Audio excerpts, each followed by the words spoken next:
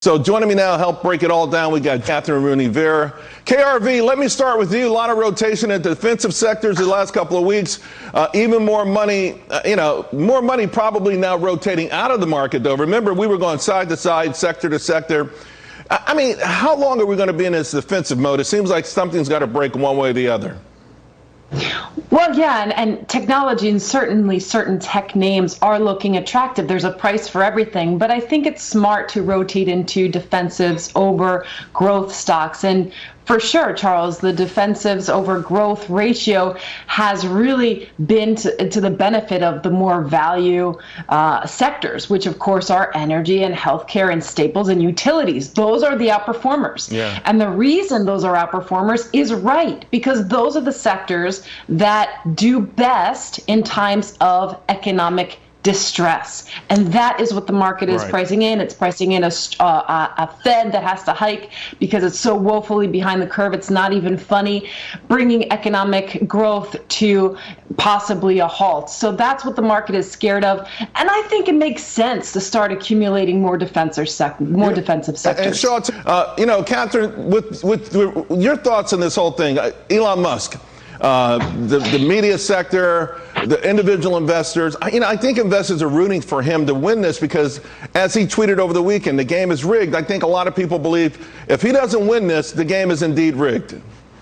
Not only would he save Twitter, Charles, he would save the entire sector. So I think it's unequivocally positive. Eventually, ideally, he does take over. He's got deep pockets. He probably has to increase his bid.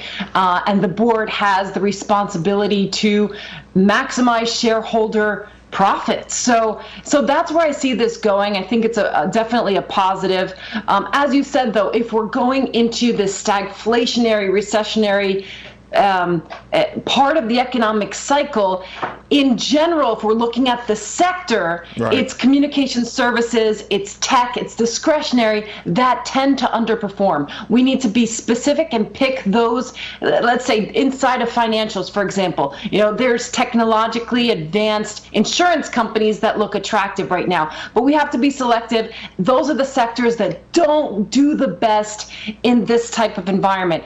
So I do think there are opportunities. We just can't go whole hog on tech. Kathryn, to that point, you've already talked about what not to be in this environment. Is George spot on with respect to commodities and things like that? Is that where you want to be?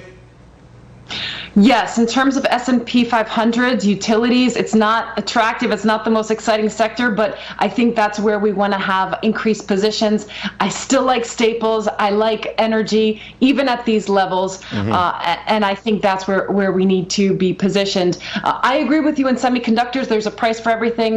We could look there. What I'm looking at over the next week is consumer confidence. It's dropped so enormously, and that will have an impact on how the economy moves. So consumer confidence has been plummeting. We saw sentiment, though, come in really sharply higher on expectations. I think that gas prices go down. Kathryn, thank you all very much for helping us start off this week.